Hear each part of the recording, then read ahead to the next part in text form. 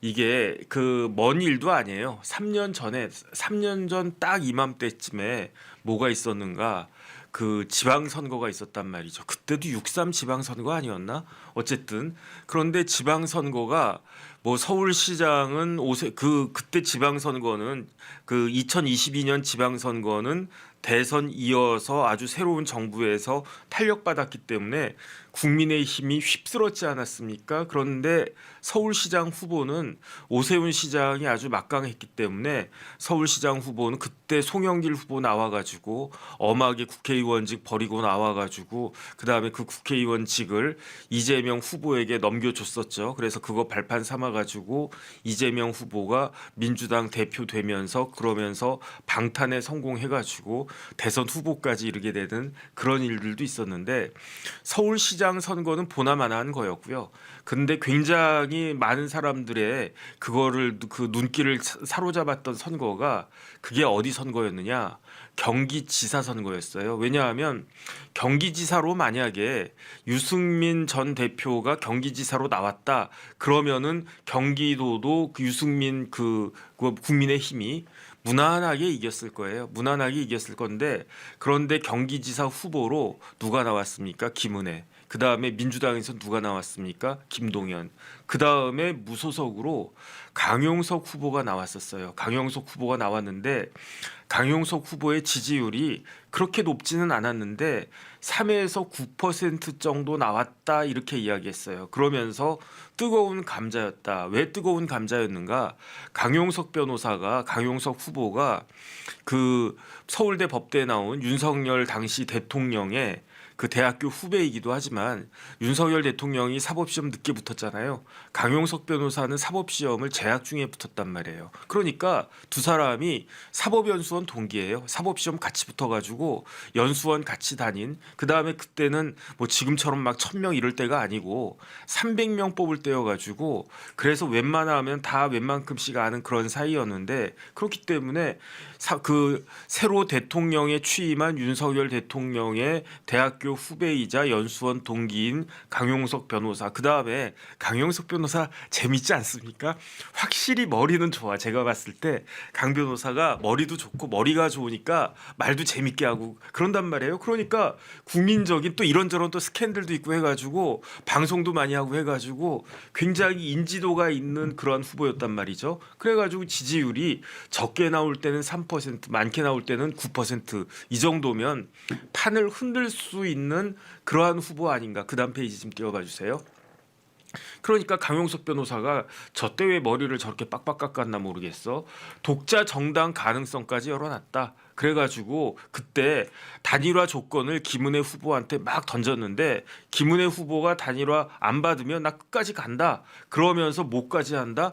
창당까지 한다. 저게 2022년이에요. 그러면서 뭐 이야기합니까? 총선 언제입니까? 2024년. 2년 뒤에는 총선이 있는데 우리가 그때는 강용석 후보 변호사하고 김세희 기자하고 사이가 좋았었겠죠. 그러니까 우리 가세연을 통해 가지고 창당도 할 수 있다. 이렇게 아주 의기양양했었어요. 그다음 페이지 좀 띄워봐 주세요. 그랬는데 심지어 경기도지사 후보 적합도 요거는 언제냐? 2022년 3월이었어요. 그러니까 대선 직후에 맨 밑에 PNR이라고 하는 데서 PNR 잘 믿을 수 있나 없나 모르겠는데 조사를 했는데 2022년 3월 20일입니다. 1등이 누굽니까? 유승민. 2등이 누굽니까? 강용석.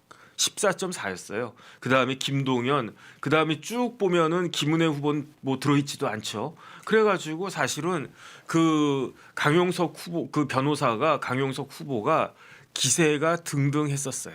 그런데 어떻게 됐습니까? 결과 한번 볼까요? 경기도지사 2022년 5월에 그 2022년 6월에 경기도지사 선거 결과가 짠 나왔는데 1등 누굽니까? 김동연 몇 퍼센트? 49.06%. 2등 누굽니까? 김은혜 48.91%. 3번, 4번 빼고 5번 빼고 쭉 위로 올려주세요. 6번 무소속인데 강용석 몇 퍼센트? 0.95%. 강용석이 조금 전에 보지 않았습니까? 경기도 3월 달에 경기도지사로 누가 괜찮습니까? 강용석 몇 퍼센트? 14.4%인가 그렇게 나왔죠. 그다음에 그 이후에 여론조사할 때 거기서 조금 떨어지기는 했어도 3에서 9%까지 이렇게 쭈루룩 나왔었단 말이에요. 그런데 실제로 득표한 건 얼마다? 0.95%. 아까 그 마지막 0.95% 좀 띄워봐 주세요. 저는 김은혜 후보가 무지하게 실수를 했다. 진짜 바보 같은 짓을 했다. 왜 바보 같은 짓을 했느냐? 김은혜 후보는 강용석 후보가 없이도 내가 그 기세를 이어가지고 대선의 기세를 이어서 김동연을 꺾을 수 있을 거다라고 생각을 했었을 거예요. 그런데 김동연 몇 퍼센트입니까? 49.06%. 김은혜 몇 퍼센트입니까? 48.91%. 그러면 몇 퍼센트 차이가 났느냐? 윤석열 대통령과 이재명 후보는 0.73% 차이 났다고 그랬잖아요. 김동연과 김은혜는 몇 퍼센트 차이가 났느냐? 0.15%난 거예요. 0.15%. 그런데 강용석이 만약에 단일화가 됐었으면 강용석 몇 퍼센트 얻었습니까? 0.95밖에 얻지 않았지만 만약에 그 0.95가 김은혜한테 왔으면 어떻게 된다는 이야기입니까? 0.8% 차이로 김은혜 후보가 신승했었을 거예요. 그러니까 저는 김은혜 지금 뭐 국회의원인가? 김은혜 후보가 너무 어리석다 그 생각이 드는 게 다른 걸 다 떠나서 뭐 국민의힘이 경기도지사 하고 말고 뭐 그런 걸 떠나가지고 김은혜 후보 입장에서 보면요. 만약에 김은혜 후보가 그때 경기도지사가 됐잖아요. 그럼 어떻게 되는가? 뭐 그러면 이재명 후보 관련해 가지고 경기도에 뭐 자료 내고 뭐 그때 경기도에 뭐 법인카드 어쩌고 저쩌고 그런 게 훨씬 더 탄력을 받았을 수도 있지만 그걸 다 떠나서 김은혜 입장에서 보면 만약에 김은혜가 경기도지사가 딱 됐잖아요. 우리나라 역사상 처음입니다. 뭐가 처음인가? 대한민국은 여자가 대통령 된 적이 있었어요. 하지만 대한민국은 여자가 경기도지사가 된 적이 없었어요. 한 번도 없었어요. 심지어 경기도지사는 고사하고 광역단체장 있잖아요. 광역단체장. 서울시장부터 저기 뭐 제주도지사까지 여태까지 대한민국 역사상 여자가 광역단체장을 해본 적이 한 번도 없어요. 그런데 만약에 김은혜 후보가 그때 경기도지사가 됐다. 그러면 이번에 뭐 대선이 있었을 수도 있고 아니면 또 뭐 역사가 뭐 이렇게 해가지고 대선이 2027년도에 있었을 수도 있고 그렇지만 경기도지사 정도면은 대선 후보 충분히 나갈 수 있는 거 아니겠습니까? 무조건 이번에는 경기도지사 출신이 대통령 되는 거예요. 그 경기도지사를 역사상 처음으로 경기도 포함해서 광역단체 사상 역사상 처음으로 여자가 광역단체장을 할 수 있는 찬스가 바로 코앞에 있었는데 무슨 단일화 조건 같은 거 그냥 양보하지. 명석이가 요구한 거 그냥 양보하지. 그랬으면 지금 김은혜가 경기도지사고 그러면 또 달랐을 것이 아닌가. 다시 김은혜에서 그 강용석으로 옮겨오겠습니다. 강용석 입장에서는요. 최소한 5%에서 10% 정도는 기대했을 수 있어요. 그런데 내가 이 정도 표를 가지고 있는데 김은혜가 내가 표를 10% 정도는 내가 움직일 수 있다라고 난 생각을 갖다 하고 그런데 그러니까 내가 요구할 수 있는 게 내가 10% 갖고 있으니까 100억어치 요구할 수 있다 이럴 수 있는 거 아니겠습니까? 나 그 정도 되는 사람이야. 나 경기도지사 지지율 10% 나오는 사람이야. 이렇게 생각하지 않았겠습니까? 그러면서 뭐 이것저것 막 요구를 갖다 했겠죠. 그러니까 거기에 대해서 김은혜가 빈정이 상했겠지. 내가 봤을 때 네가 뭐 10%는커녕 뭐 한 5%, 한 3%이 정도밖에 안 되는 사람인데 어디서 한 10억 정도 요구하면 모르겠는데 100억어치를 갖다 요구해? 아예 안 해. 그다음에 어차피 당신 없어도 내가 충분히 이길 수 있어. 이런 마음가짐이었을 거 아니에요. 그러니까 그 결과 어떻게 됐느냐? 김은혜는 똑 떨어지고 역사상 최초의 타이틀을 가지고 김은혜 후보가요. 만약에 그때 경기도지사가 됐었으면 지금 경기도지사 됐었으면 그때부터 지금까지 앞으로도 김은혜 후보가 나이가 70년대생이잖아요. 앞으로도 계속적으로 대권 후보에 이름 올라가지 않았겠습니까? 그런데 그걸 스스로 뻥 하고 차버린 거고 그다음에 다시 강용석으로 빙의하도록 하겠습니다. 강용석이 만약에 그때 단일화 해줬으면 어떻게 됐겠습니까? 그러면 김은혜가 당선됐겠지. 그 다음에 자기가 이만큼 요구했는데 아이 좋아 요 정도로만 내가 요구하겠습니다. 요 정도만 해주세요라고 했었으면 어떻게 됐겠는가? 그럼 실리를 챙겼겠죠. 그런데 강용석이 완주함으로 인해 가지고 어떤 일이 벌어졌는가? 강용석 실제 득표율은 0.95%밖에 안 된다. 완전히 개망신당한 거 아니겠습니까? 물론 강용석 좋아하고 강용석 재밌어, 강용석 같은 사람 능력은 있어 보여 해가지고 지지하는 사람이 저 0.95%보다 54,758명보다는 더 있었을 거예요. 최소한 그 한 2배 정도는 더 있었을 거예요. 그런데 왜 그렇습니까? 왜 강용석한테 표가 안 갔습니까? 그래도 지금 그 김동연하고 김은혜가 초박빙인데 내가 만약에 강용석을 찍으면 그러다 김동연 되면 어떡해? 라고 생각을 해서 강용석을 좋게 봤지만 그럼에도 불구하고 김은혜를 찍어야 되겠다 한 사람들이 최소한 5만 명 이상은 되지 않았을까? 저 그 생각이 든단 말이죠. 제가 왜 이 말씀을 갖다가 드리느냐? 지금 이준석의 상황이 지금 옛날 2022년에 강용석 상황하고 제가 봤을 때는 거의 비슷한 것 같아요. 그런데 강용석은 어리석게 이걸 갖다가 계속 완주해가지고 그래서 자기 미천이 그냥 드러났잖아요. 강용석 하면 1%도 못 얻은 0.95%짜리가 되어버린 거고 이번에 만약에 이준석 후보가 계속적으로 그 완주를 갖다가 한다. 그러면 어떻게 되겠습니까? 지금 뭐 한 10% 가까이 나온다고 그랬어요. 제가 조금 전에 돌직구하고 왔는데 뭐 9.6%도 있었고 뭐 7. 몇 %도 있었는데 그런데 막상 그 대선까지 완주를 한다라고 하면 이준석 후보가 그 정도 나올까? 강용석처럼 0.95가 나오진 않겠지만 제 생각에는 5%에서 플러스 마이너스 아닐까? 그런데 그 5% 플러스 마이너스 정도 그게 무슨 의미가 있겠는가? 그 이준석의 정치적 미래에 있어서 그래가지고 저는 어떤 생각이 드냐면요. 지금 이준석 입장에서는 그 가장 김순심 선생님 감사드립니다. 더 베스트 케이스는 무엇인가? 제가 봤을 때 이준석에게 제일 좋은 케이스는요. 단일화를 하고 김문수 후보가 대통령 되는 거예요.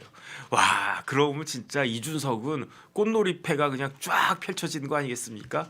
누가 봐도 만약에 김문수가 대통령 되면 이준석 덕이잖아요. 최고 1등 공신이잖아요. 그러면 전 계속 말씀드리지만 윤석열 대통령이 대통령 된 거에 최고 공신은 누구다? 제가 봤을 때는 안철수거든요. 근데 왜 이렇게 안철수를 갖다가 홀대하지? 저는 그 부분이 좀 이상하다고 생각하고 좀 못마땅한 측면이 있었는데 이준석은 안철수 꼴 되는 거 아니냐 이렇게 걱정할 수도 있겠지만 저는 김문수는 윤석열과 다를 거라는 생각을 갖다가 하고요. 그 다음에 그때는 윤석열 대통령이 그래도 앞서가고 있었고 거기에 조금 더 다지기 하는 입장에서 안철수 후보하고 그 다음에 안철수 후보 입장에서는요 이재명 후보하고 단일화할 수도 있었단 말이죠. 그러니까 여기에 낑겨서 들어온 건데 지금은 누가 봐도 이재명 대세론인데 그 대세론의 판을 갖다 흔들려면 이준석이 단일화를 해줘야 되는 거니까 그러니까 만약에 저만 해도 야 이 정도 되면 이준석 진짜 서기 하고 싶은 거 다 해 뭐 인이 하고 싶은 거 다 해 그런 것처럼 서기 하고 싶은 거 다 해 이렇게 해야 되는 거 아니겠습니까? 그러면요 이준석은 어떻게 되느냐 만약에 김문수 후보가 대통령이 되면요 옛날에 YSDJ 그다음에 이철승 이런 사람들 보고 뭐라고 그랬느냐 40대 기수론이라고 그랬잖아요. 40대 기수론. 제가 봤을 때 이준석 이제 40살 딱 됐는데 40대 기수론 이야기 또 나올 겁니다. 그다음에 이준석 입장에서는 어떻게 하겠습니까? 내가 좀 욕심을 내봐 국무총리 한번 해봐 그러면 국무총리 시켜주세요 그러면은 그 김문수 후보가 그 거절할 수 있겠습니까? 물론 이제 국무총리는 그거 해야 되니까 국회 동의가 있어야 되니까 실질적으로 임명이 될 수 있을지는 모르겠지만 지금 극단적인 여소야대 상태지만 그 다음에 제가 이준석이라고 하면 오세훈 시장님한테는 죄송하지만 뭐라고 이야기하겠느냐? 저 서울시장 후보로 내년에 공천해 주세요. 그러면 거기에 대해서 거절하겠습니까? 아니면 어쨌든 그 내년에 어차피 김동연 후보가 그 공천 받을까? 그때는 모르죠. 이재명 후보가 대통령이 되면은 내년에 경기도지사 공천은 그 김동연 후보가 받기 어려울 거라고 저는 개인적으로 생각을 하는데 그런데 어쨌든 그 경기도지사 공천해 주세요. 그 다음에 이준석 후보가 아이 그런 것보다 그냥 장관 시켜주세요. 연희 선생님 감사드립니다. 장관 시켜주세요. 그러면 그거는 국회 동의도 필요 없으니까 청문회만 하면 되는 거니까 장관도 할 수 있고 그 꽃놀이패가 쫙 있단 말이죠. 그 다음에 이준석이 뭐라고 그랬습니까? 그 다음에 김용태가 뭐라고 이야기했느냐? 이준석이 단일화되면 이거는 개혁신당과 국민의힘의 공동정부라고 그랬잖아요.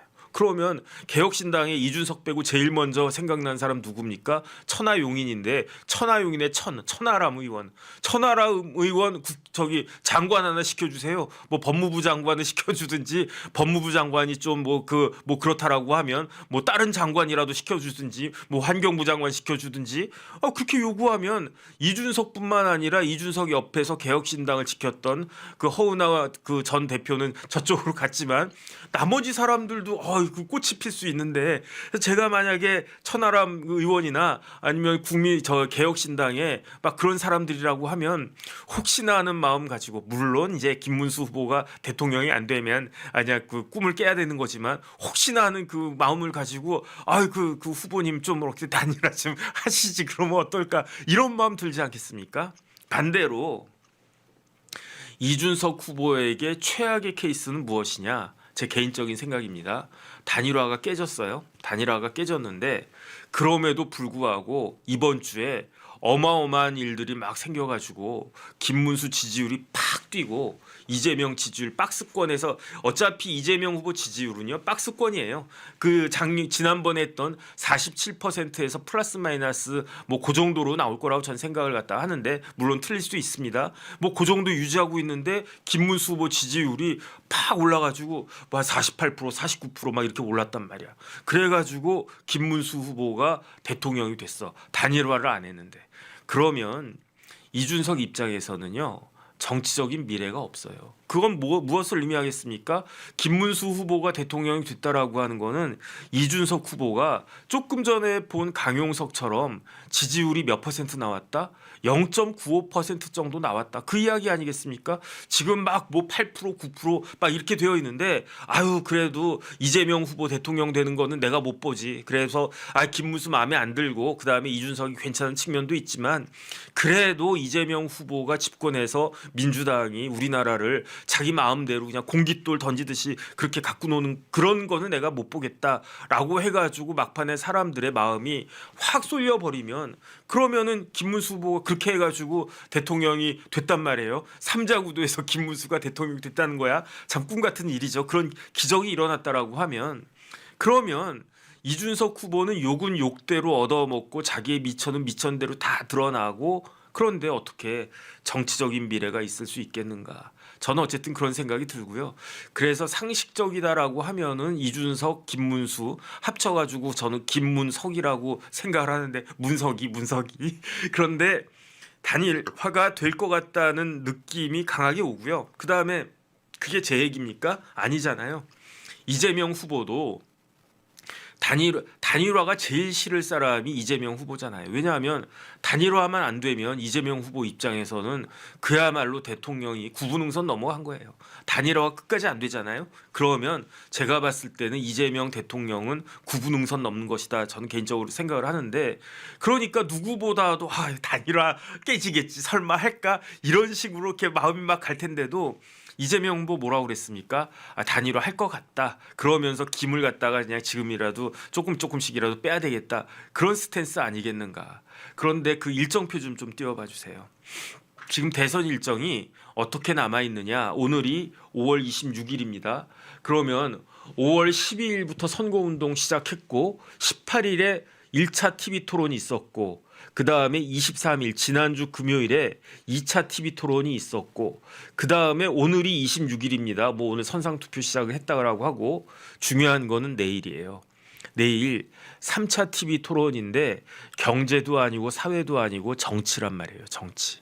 그래서 내일 3차 TV 토론을 하고 그 다음에 29일부터 사전투표한 다음에 6월 3일에 본투표하면서 대통령이 가려지게 되는 거거든요. 그런데 1차 토론, 2차 토론 누가 제일 잘했을까요? 뭐 각자 사람마다 다 다르겠지만 제가 봤을 때는요.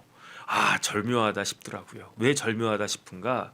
이준석 후보가 제가 봤을 때는 제일 잘했어요. 이준석 후보가 그야말로 이렇게 컨텐츠를 가지고 이재명 후보를 공격하는데 이재명 후보가 쩔쩔맸잖아요. 쩔쩔맸다고요. 제 눈엔 그렇게 보였어요. 제가 약간 편향돼서 그런가? 그럴진 모르겠는데, 막 이렇게 뭐 팩트 같은 거 막 하면서 막 이렇게 공격을 하는데 제대로 그냥 급급했잖아요. 뭐 그 다음에 그 와중에 뭐 커피 120원도 나왔던 것 같고 호텔 경제학도 나왔던 것 같고 그런데 김문수 후보는 그 정도였는가? 그렇지 않았거든요. 그러니까 한동훈 지지하는 사람들 뭐라고 이야기합니까?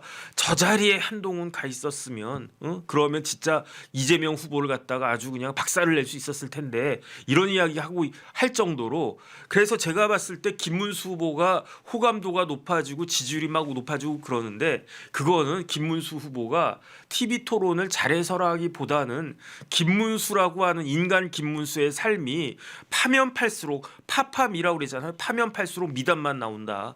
그러면서 진짜 진정성 있게 그 부부가 70 부부가 그렇게 살아왔구나. 경기도 지사하면서 특히 굉장히 많은 그 사진 같은 것도 막 떠도 그러면서 김문수 후보의 지지율이 막 올라갔는데 그게 TV 토론에 기인한 건 아닌 것 같다. 그런데 어쨌든 김문수 후보는 TV 토론에서 중심을 딱 잡고 있고 그 다음에 거의 막 그 제일 막 날아다니면서 싸운 거는 이준석 후보 아니었나? 저는 어떤 생각하냐면요. 가장 좋은 그림은 뭐냐? 내일 이준석 후보가 또 등판을 하는 거예요. 그래가지고 내일 TV 토론에서 아주 또 그냥 자신의 장기를 막 발휘를 갖다가 해. 그리고 난 다음에 내일 밤이나 아니면은 내일 모레 28일 그 사전 투표하기 직전에 단일화하겠습니다. 국민들의 호소에 그 부응해가지고 지금 같은 상황에서 이준석 후보가 단일화 안 한다라고 했는데 단일화 한다고 해서 욕할 사람이 있겠습니까? 아이고 이준석도 안 한다라고 하니까 진짜 안 한 줄 알았네 이런 식의 비아냥거리면서 욕을 먹겠습니까? 그렇진 않을 거란 말이죠. 그러니까 구도가 내일 또 그냥 이준석 후보가 그 사퇴하지 않은 상황에서 TV 토론에 나가가지고 이재명 후보를 막 그 궁지에 몰아놓고 막 자기가 막 뜬 다음에 그런 다음에 거기에 대해서 그리고 난 다음에 그 후보 사퇴를 하고 단일화를 하면 가장 좋은 모습이 그림이 그려지는 거 아닌가?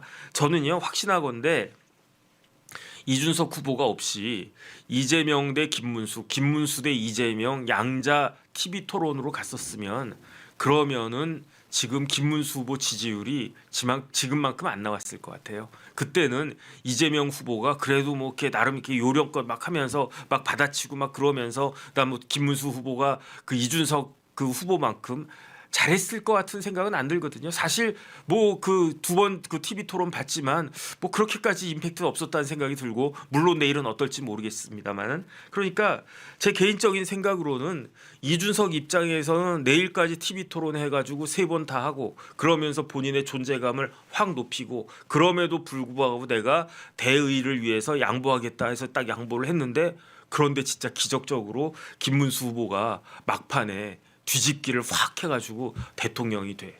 그러면 40살 이준석의 정치 인생은 그러면 누가 의심하겠습니까? 이준석이라고 하는 젊은 사람이 앞으로 언제가 될진 모르겠지만 차착이나 그 이후나 그 이후나 언젠간 될지 모르겠지만 그냥 모든 대선 때마다 유력한 대선 후보로 이준석 이름은 계속 거명이 될 거고요. 그 다음에 뭐가 잦으면 뭐가 나온다고 그러지 않았습니까? 그러니까 결국은 한 번 정도 대통령 하지 않을까? 저는 그런 생각이 든단 말이죠. 그런데 만약에 이번에 단일화하지 않고 쭉 완주를 그랬다가 반대로 단일화를 안 했어요. 그런데 이준석 후보가 막 15%가 나왔어. 그럼 어떻게 됩니까? 그러면은 김문수 후보가 대통령 될 가능성은 제로예요. 이준석이 막 7, 8%, 10%, 15% 이렇게 받았는데 김문수가 대통령 될 가능성이 있겠습니까? 제로란 말이에요. 그러면 어떻게 되겠는가? 만약에 지금 김문수 후보가 지금도 뭐 한 25%에서 뭐냐 깨작깨작하고 앉아 있으면 아예 어차피 질 거 그 뭐야 준석이 또 뭐 얼마나 나오나 보자 사람들이 이렇게 생각을 할 텐데 그래도 김문수 후보가 한 40%는 나오지 않겠습니까? 그런데 이준석 후보가 한 10% 나오고 그 다음에 이재명 후보가 한 47% 나와가지고 그래서 졌어. 그러면 와 대단하다 이준석 후보가 10%가 넘게 나왔네 막 15% 나왔네 이렇게 이야기하겠습니까?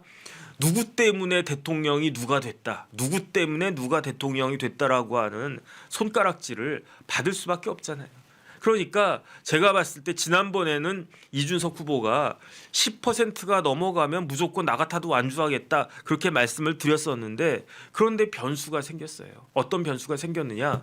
김문수 후보 지지율이 막 올라가고 있잖아요. 왜 올라가고 있습니까? 첫 번째 인간 김문수 다시 봤다. 두 번째 이재명 후보가 실수했다. 똥볼을 갖다 잤다. 그때 120원. 그 다음에 호텔 경제야. 그 다음에 좀 이따 말씀드리겠지만 그 거북이섬, 거북섬 이런 것들은 이재명 후보 똥볼 찼잖아요. 그러니까 그렇고 거기에다가 그 뭐 어젠가요 그저께인가요 박근혜 전 대통령 만나가지고 박근혜 전 대통령이 막 손도 잡아주고 막 그러대. 그런 모습들을 갖다 보니까 아 그래도 보수는 김문수로 결집해야지 이러면서 올라가서 제가 봤을 때 삼자구도 가도 김문수 후보는요 40%는 당연히 넘길 거라고요. 그런데 이준석 후보가 의미 있는 숫자를 가져갔다. 그러면 너 때문에 우리 보수가 아무리 뭐 대통령이 뭐 어쩌고저쩌고 그랬다고 하더라도 이재명 후보가 대통령이 되는 거를 너 때문에 그 뭐야 어쩔 수 없이 이렇게 됐다. 그런 비난을 다 받을 거 아니에요.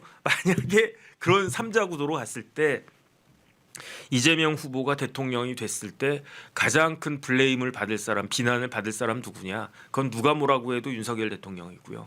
그 다음으로 이준석 후보가 블레임을 당할 겁니다. 그런 걸 못하러 하지.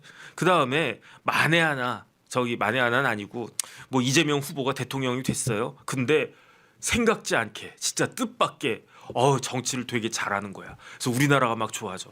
그럼 저도 박수 칠 겁니다. 저 사람 잘못 봤네요. 어쨌든 뭐 이런 거하고 이런 거는 또 다른 거니까 이거 잘 됐네. 저 이렇게 이야기할 겁니다. 진짜 이재명 후보가 대통령 됐는데 한미 관계도 막 잘 설정을 갖다가 하고 경제가 막 들썩들썩하고 그다음에 뭐 합리적으로 막 뭐 이런 것들 다 쫙 되고 그러면 내가 실수했네. 내가 잘못 알았네. 존경합니다. 막 그럴 거예요. 그런데 그게 아니고 만약에 이재명 후보가 대통령이 됐는데 대법관을 막 100명 만들어 그중에 한 50명은 그냥 뭐 김어준 뭐 정청래 이런 사람들이래. 그다음에 그냥 뭐 끼떡한 법 만드는데 그 법을 갖다 보는 순간 허걱허걱하고 경제는 더 어려워지고 중국 앞에 가가지고 쉐쉐하고 미국 앞에 가가지고 내가 뭘 잘못했는데 그러다가 한 대 얻어맞고 이런 일들이 쫙 벌어지고 그러면은 거기에 대한 우리 국민들이 얼마나 살기 힘들겠습니까? 그때는 그 블레임이 누구한테 갈 것인가? 윤석열 대통령은 이제 앞으로 그 없는 사람이에요. 이제 역사 뒤로 넘어가는 사람이고 이재명 후보가 대통령 됐는데 그게 윤석열 후보가 제대로 그 남아 있겠습니까? 당장 깜빵 가겠지. 뭐 그냥 없는 죄 만들어서라도 그 깜빵에 보낼 텐데 없는 죄가 아니라 뭐 이것저것 막 드러난 거 엄청나게 많을 거 아니겠습니까? 그러니까 윤석열 그 대통령에 대한 존재는 그때는 아예 그냥 사람들 생각도 안 나올 거고 그러면 누구한테 그 블레임이 다 갈 것인가? 제가 봤을 때는요 이준석 그 후보한테 그 모든 블레임이 가지 않을까? 저는 개인적으로 그런 생각을 합니다. 그러니까 이준석 후보 입장에서는 단일화를 한 다음에 그 다음에 김문수 후보가 대통령 되면 꽃길. 그럼에도 불구하고 이재명 후보가 대통령이 된다고 하더라도 최소한 중간은 갖다가 할 것이다. 그래서 이준석 후보가 계속 있었으면 제가 이준석이라면 그렇게 이야기할 거야. 내가 계속 끝까지 갔었으면 최소한 10%는 먹었을 겁니다. 그거 어떻게 합니까? 모르지. 그러니까 그냥 막 지르는 거야. 그러면 인정을 해줘야지. 그래 할 만큼 했다. 이준석 후보가 그래도 김문수 후보가 대통령 안 됐지만 그래도 본인이 희생하고 양보하는 건 인정해 줄 수밖에 없다. 이렇게 되면서 그러면서 이제 그 국민의힘이 재편될 때 상당히 중요한 포스트를 갖다가 이준석이 차지하지 않을까 저는 그런 생각을 갖다 합니다. 그러니까 상식적으로 봐서는 이준석 후보와 김문수 후보가 단일화돼서 김문석 후보가 될 거라고 저는 생각을 하는데, 근데 살아보니까 세상 일이 꼭 상식적으로만 되는 건 아니더라고요. 진짜 어떻게 대통령이 개엄을 하겠습니까? 저는 아직도 어질어질해요. 아직도 그 밥이 어질어질해요. 그래가지고 아유 뭐 그런 일도 벌어지는데 뭐 이준석 후보가 그냥 상식적으로 보면 당연히 단일화해야 되는데 또 어디 헷가닥 뭐 그 씌어가지고 뭐에 씌어가지고 그냥 완주할래 뭐 그러다가 강용석 꼴 날 수도 있는 거 아닌가, 저는 그런 생각이 드는데, 근데 어쨌든 내일까지는 무조건 TV 토론을 할 것이다. 저는 이준석이 그 다음에 내일 모레 사전 투표하기 직전에 그때 그 드랍을 할 것인가, 아니면은 그 단일화는요 6월 2일까지만 해도 돼요. 6월 2일까지만 해도 되고 그 다음에 정몽준, 노무현 그 후보들끼리 단일화를 했다가 그랬다가 정몽준 후보가 투표 전날 아예 나 저기 그 노무현 지지 못하겠다 그래가지고 그 또 난리 나지 않았습니까? 그래서 또 그런 이벤트가 있어가지고 노무현 후보가 이회창 후보 꺾고 대통령이 되고 뭐 그런 일도 있었으니까. 그러니까 어쨌든 이제 그 대선이 다음 주 화요일까지 D-8인가 그런 것 같은데 지금부터가 그야말로 가장 중요한 시간이 될 것 같다. 어떤 일들이 또 우리나라 역사에 기록이 될지 한번 지켜보도록 하겠습니다.